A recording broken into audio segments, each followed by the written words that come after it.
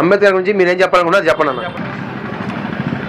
నవభారత రాజ్యాంగ నిర్మాత doctor BR Ambedkar గారి గురించి చెప్పాలంటే మరి ఒక మన రాష్ట్రమే కాదు, ఈ దేశమే కాదు, యావత్ ప్రపంచ దేశాలు మొత్తం కూడా ఒక మేధావిగా గుర్తించినటువంటి వ్యక్తి డాక్టర్ బిఆర్ అంబేద్కర్ గారు. మరి ఆయన రాజ్యాంగం నిర్మించి మన దేశానికే కాదు యావత్ ప్రపంచానికి ఒక దిక్సూసిగా మారినటువంటి విషయం ఈ ప్రపంచం మొత్తానికి తెలిసిన విషయమే. మరి అంబేద్కర్ గారిని ఈయన కొంతమంది కొన్ని కులాలకు మాత్రమే ఈయన అంకితం, కొన్ని కులాలకు మాత్రమే నాయకుడు అని ఒక తప్పుడు ప్రచారం చేస్తున్నారు. దీన్ని అయితే నేను తీవ్రంగా ఖండిస్తున్నాను. ఎందుకంటే నవభారత రాజ్యాంగ నిర్మాత ఈ రోజున ఈ రాజ్యాంగం రాయకపోతే ఈ దేశం కానీ ఈ ప్రపంచం కానీ ఒక దారిలో నడిచే అవకాశం ఖచ్చితంగా లేదని నేనైతే ముక్తాకంఠంగా చెప్తున్నాను. మరి అటువంటి మహానుభావుడి జన్మదిన వేడుకల్లో ఈరోజు మేము పాలిభాగస్తులుగా ఉన్నందుకు నిజంగా గర్వపడుతున్నాను. ఈ సందర్భంగా అందరూ కూడా డాక్టర్ బిఆర్ అంబేద్కర్ గారిని ప్రపంచం మొత్తం తెలుసుకున్నప్పటికీ కూడా ఈ భారతదేశం ఇంకా ఆయన్ని సరిగ్గా గుర్తించట్లేదని నేను అనుకుంటున్నాను. ఆయన గురించి పాఠ్య పుస్తకాల్లో కూడా ప్రత్యేకించి పాఠాల్లో కూడా ప్రచురణ కావాలని చెప్పేసి పిల్లలందరికీ కూడా అది పాఠం రూపంలో కూడా తెలియజేసే విధంగా అంబేద్కర్ గారి గురించి తెలియజేసే విధంగా పాఠ్య పుస్తకాలు రావాలని చెప్పేసి కూడా నేను కోరుకుంటున్నాను. జోహార్ doctor BR Ambedkar. Doctor BR Ambedkar garu రాజ్యాంగం ఒక దళితుల కోసం, ఒక బీసీ వర్గాల కోసం, ఒక అట్టడుగు వర్గాల కోసం మాత్రమే రాయలేదు. ఈ దేశంలో ఉన్న 130 కోట్ల మందికి హక్కులు పంచిన దేవుడు డాక్టర్ బిఆర్ అంబేద్కర్ గారు. మనం చూస్తాం ప్రధానమంత్రులైనా ముఖ్యమంత్రులైనా ఏ రాష్ట్ర మంత్రులైనా కానీ ప్రమాణ స్వీకారం చేసేటప్పుడు వాళ్ళు చెప్తారు మేము రాజ్యాంగాన్ని అనుసరించి పరిపాలన చేస్తామని చెబుతారు. అంత గొప్ప రాజ్యాంగాన్ని ఈరోజు డాక్టర్ బిఆర్ అంబేద్కర్ గారు రచించడం జరిగింది. ప్రపంచ మేధావి అనే ఒక బిరుదు ఆయనకి ఇచ్చారు. ప్రపంచంలోనే ఇంత మేధాశక్తి కలిగిన వ్యక్తి లేరు అని చెప్పేసి ఆయనకి బిరుదునివ్వడం జరిగింది. ఎన్నో డిగ్రీలు ఆయన చేశారు. మరి ఆయన తినటానికి తిండి లేకపోయినా కానీ ఆయన యూనివర్సిటీలో, కేంబ్రిడ్జ్ యూనివర్సిటీలో, కొలంబియా యూనివర్సిటీలో మరి ఆయన రోజుకి 22 గంటలు ఆయన చదువుకొని విద్యను అభ్యసించి ఈ ప్రజల కోసం ఆయన పాటుపడ్డాడు. మరి ఆయన చదువుకునే రోజుల్లో వాళ్ళ భార్య ఒక లెటర్ రాయటం జరిగింది. మీ 2 కుమారులు కూడా మరణశయ్య మీద ఉన్నారు, కలరా సోకింది, వాళ్ళు చనిపోవడానికి సిద్ధంగా ఉన్నారు, మరి మీరు ఏదైనా డబ్బులుంటే పంపించండి అని చెప్పేసి అంబేద్కర్ గారికి రాస్తే అంబేద్కర్ గారు తిరిగి మళ్ళీ ఇంకో లేఖ రాయటం జరిగింది. నీ దగ్గర ఏ డబ్బులు ఉన్నాయో అది నాకు పంపించు, 2 బిడ్డలు చనిపోయినా పర్లేదు, మన జాతి అంతా కూడా చీకట్లో ఉంది, నా బిడ్డలు చనిపోయినా పర్లేదు, నా జాతిని నేను బతికించుకోవాలని చెప్పేసి అంబేద్కర్ గారు ఆ డబ్బులు కూడా తిరిగి పంపించమని చెప్పారు. అదే రకంగా వాళ్ళ 2 బిడ్డలను కోల్పోయారు.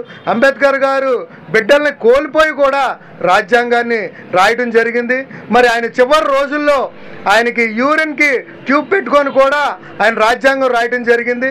మరి ఆయనకు ఒక సిక్కులు అతను గన్మెన్గా ఉన్నాడు. ఒకరోజు రాత్రి సార్ మీరు ఇంకా రాస్తున్నారు, మరి నాకు టైం అయిందంటే నువ్వు వెళ్ళిపో అని చెప్పేసి ఆయన రాత్రి అంతా రాస్తుంటే పొద్దున ఆయన డ్యూటీకి వచ్చి ఆయన అడగటం జరిగింది, ఏంటి సార్ మీరు పడుకోలేదా అని. నువ్వు వెళ్ళలేదా అని అడిగాడు. నేను వెళ్ళటం అయిపోయింది సార్, నేను నిద్రపోయి మళ్ళీ మార్నింగ్ ఫ్రెష్ అప్ అయి వచ్చాను అని చెప్పేసి ఆయన చెప్పడం జరిగింది. ఆయన చెప్పాడు నాకు ఇంకెక్కువ సమయం లేదు, నా ఆరోగ్యం క్షీణిస్తుంది, రాత్రింపగలు నేను కష్టపడి నా ప్రజలకి ఇవన్నీ అందించాలని చెప్పేసి ఆయన అంత త్యాగం చేసి, కుటుంబాన్ని త్యాగం చేసి, ఆయన ఆరోగ్యాన్ని త్యాగం చేసి, ఆయన సొంత జీవితాన్ని త్యాగం చేశాడు కాబట్టే ఈరోజు భారతదేశ రాజ్యాంగం ప్రపంచంలోనే అత్యున్నత రాజ్యాంగంగా ఉంది. మరి శ్రీలంక కానీ ఎన్నో దేశాల రాజ్యాంగాలు ఈ రాజ్యాంగాన్ని చూసి వాళ్ళు ఇక్కడ సబ్జెక్ట్ అంతా పొందుపరుచుకొని వాళ్ళు రాజ్యాంగాలను తయారు చేసుకోవడం జరిగింది. ఇంతటి మహనీయుడిని ఈరోజు 130 కోట్ల మంది కూడా సెలబ్రేట్ చేసుకోవాల్సిన రోజు. దురదృష్టం ఏంటంటే కొన్ని వర్గాలు మాత్రమే సెలబ్రేట్ చేసుకుంటున్నాయి. మరి ప్రజలు కానీ పాలకులు కానీ కళ్ళు తెరిచి మరి ప్రతి కార్యాలయంలో, ప్రతి స్కూల్లో, ప్రతి కాలేజీలో, ప్రతి కోడల్లో కూడా ఖచ్చితంగా వీటిల్ని మన బిఆర్ అంబేద్కర్ గారి జయంతి వర్ధంతి వేడుకలు చేయాల్సిందిగా ఒక జీవో పాస్ చేయాలని చెప్పేసి కోరుకుంటున్నాం. ఈ దేశంలోనే అత్యధిక విగ్రహాలు కలిగిన వ్యక్తి డాక్టర్ బిఆర్ అంబేద్కర్ గారు. మీరు ఏ గ్రామంలోకి వెళ్ళినా కానీ అంబేద్కర్ గారి విగ్రహం ఉంటుంది, ఏ మండలంలోకి వెళ్ళినా అంబేద్కర్ విగ్రహం ఉంటుంది, ఏ మూలకి వెళ్ళినా కానీ అంబేద్కర్ గారి విగ్రహం ఉంటుంది. అటువంటి మహనీయుడి చరిత్ర అందరూ తెలుసుకోవాలా, అందరూ కూడా దీన్ని సెలబ్రేట్ చేసుకోవాలని కోరుకుంటూ సెలవు తీసుకుంటున్నాం. మాకెంతో గర్వకారణం. ఈరోజు భారత రాజ్యాంగంలో అతను రాసినట్టుగా ఎక్కడ కూడా అంత అద్భుతంగా ఈ యొక్క కోర్టుకు సంబంధించినవి కానీ భారత రాజ్యాంగానికి కానీ అనేక విధాలుగా పొందుపరిచి ఉన్నారు.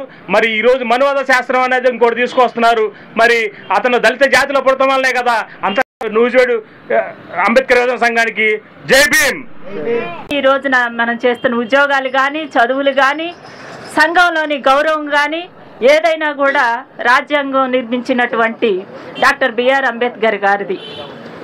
ఈ సందర్భంగా నేను ఆ మహనీయుని గుర్తు చేసుకోవడం, ఈ జన్మదిన వేడుకల్లో నేను పాలిభాగస్తురాలిని అవ్వడం చాలా గర్వంగా ఉంది.